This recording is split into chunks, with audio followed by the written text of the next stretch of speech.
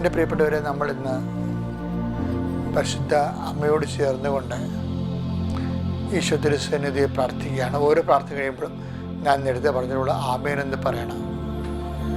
ഓരോ പ്രാർത്ഥന കഴിയുമ്പോഴും ആമേനെന്ന് പറയണം.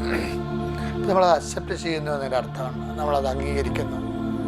കർത്താവേ, അങ്ങയുടെ മക്കളുടെ ശിരസ് നമിച്ച് കൈകൾ കൂപ്പി ലോകം മുഴുവനും ഓരോ ഭൂഖണ്ഡങ്ങളിലും രാജ്യങ്ങളിൽ നിന്നൊക്കെയാണ്.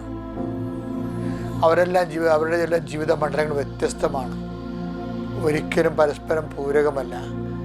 വളരെ വ്യതിരിക്തമായിട്ടുള്ള സാഹചര്യങ്ങളാണ് എല്ലാവർക്കും ഉള്ളത്. കർത്താവേ, യേശുക്രിസ്തു എല്ലാമാണെന്ന് ഞങ്ങൾ കൊളോസ്യസ് 3:11 ഞങ്ങൾ വായിക്കുന്നുണ്ട്.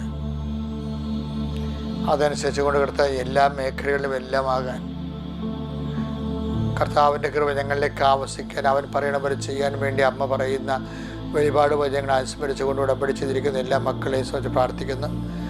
യാത്രക്കാരെ സംബന്ധിച്ച് പ്രാർത്ഥിക്കുന്ന കർത്താവെ, യാത്ര തുടങ്ങുന്ന സ്ഥലം തൊട്ട് ഡെസ്റ്റിനേഷൻ വരെയുള്ള സ്ഥലങ്ങളിലെ സംബന്ധിച്ച് പ്രാർത്ഥിക്കുന്ന ഈശോയെ, അവരെടുക്കേണ്ട രേഖകളെ സംബന്ധിച്ച് പ്രാർത്ഥിക്കുന്ന ഈശോയെ, കർത്താവെ, പല പല സംരംഭങ്ങൾക്ക് വേണ്ടി, തൊഴിലിന് വേണ്ടി, വിദ്യാഭ്യാസത്തിന് വേണ്ടിയുള്ള ഉദ്യമങ്ങളെ സംബന്ധിച്ച് പ്രാർത്ഥിക്കുന്ന കർത്താവെ, ഒത്തിരി ഉദ്യമം നടത്തിയിട്ട് പരാജയപ്പെട്ടിട്ട് ഇനി മനസ്സിടിഞ്ഞ് എവിടെ പോകാനാണ്, ചത്ത് കളയാന്നൊക്കെ സ്വന്തമായിട്ടൊക്കെ വിചാരിച്ച് മറ്റുള്ളവരുടെ ഓരോരുത്തർക്കും ഓരോരോ കാര്യം നടത്തുമ്പോൾ ദൈവം നമുക്ക് നടന്നില്ലെന്നോർത്ത് വരുത്തിക്കുന്നുണ്ട്.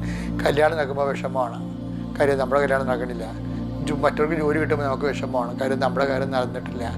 ഇങ്ങനെ ഓരോ കാര്യങ്ങളും മനസ്സിടിഞ്ഞ് എന്നാത്തിനാ പുറത്തിറങ്ങാത്ത ആൾക്കാരുണ്ട്. ഈശോയെ, പള്ളിപ്പുരം പോകുമ്പോൾ ആൾക്കാർ ചോദിക്കത്തില്ല, കല്യാണം നടന്ന, ജോലി കിട്ടിയ, ഇങ്ങനെ ഇവിടെ ഇല്ലായിരുന്നല്ലേ, എവിടെ ഇരുന്ന്, ഇപ്പോൾ ഒന്നും ആയില്ലേ, ഇങ്ങനെയൊക്കെ ഓരോ ചോദ്യം, ക്ഷേമാന്വേഷണങ്ങൾ പോലും ശരിക്കും പറഞ്ഞാൽ ചങ്കിന് കുത്തണ പോലെയുള്ള വേദന അനുഭവിക്കുന്നുണ്ട് ഈശോയെ.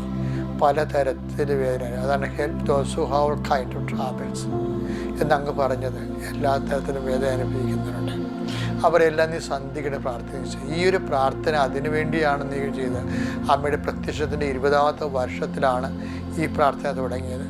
അനുഗ്രഹ പ്രാർത്ഥന അമ്മയുടെ പ്രത്യക്ഷീകരണം സ്ഥിരീകരിക്കാൻ വേണ്ടി ജനകോടികൾക്ക് അമ്മയുടെ അനുഗ്രഹം ഉണ്ടായിട്ട് അവരെല്ലാം അമ്മയുടെ പ്രത്യക്ഷ സാക്ഷിയായി മാറാൻ വേണ്ടി ഇപ്പോൾ വേദനിക്കുന്നവർ, വിഷമിക്കുന്നവർ, സങ്കടപ്പെടുന്നവർ, ദുരിതം അനുഭവിക്കുന്നവർ, രോഗികൾ, പീഡിതർ, സാമ്പത്തിക ക്ലേശം അനുഭവിക്കുന്നവർ, പെൺമക്കളെല്ലാം വളർന്നു വന്നവർക്ക് ജോലിയില്ലാത്തവർ, അതേസമയം തന്നെ ഒരു തരത്തിലും അവർക്ക് മാന്യമായ ജീവിതം കുടുംബത്തിൽ തന്നെ കൊടുക്കാൻ പറ്റാതിരിക്കുന്നവർ, പലതരത്തിലും വിഷമം അനുഭവിക്കുന്നുണ്ട് ഈശോയെ.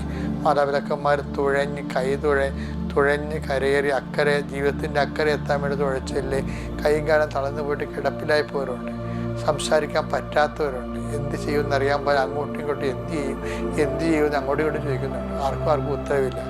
എന്നിട്ട് അവസാനം മക്കൾക്ക് വീട്ടിലിരിക്കാൻ പോലും പറ്റാതെ അവർ ഇറങ്ങി നടക്കുന്നവരുണ്ട്. ഇറങ്ങി നടന്ന് കുറച്ച് നടന്നിട്ട് അവർ ആരെങ്കിലുമൊക്കെ ആയിട്ട് പിന്നെ തിരിച്ചു വരും. അപ്പം ഇങ്ങനെ വളരെ അങ്കപ്പാട് അനുഭവിക്കുന്ന ഒത്തിരി മക്കളുണ്ട് ഈശോയെ.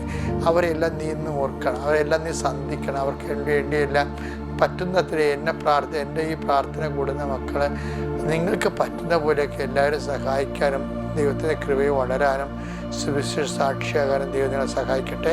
നിത്യം പിതാവും പുത്രനും പരിശുദ്ധാത്മാവായ സർവ്വസ്വരെ നയിക്കുക.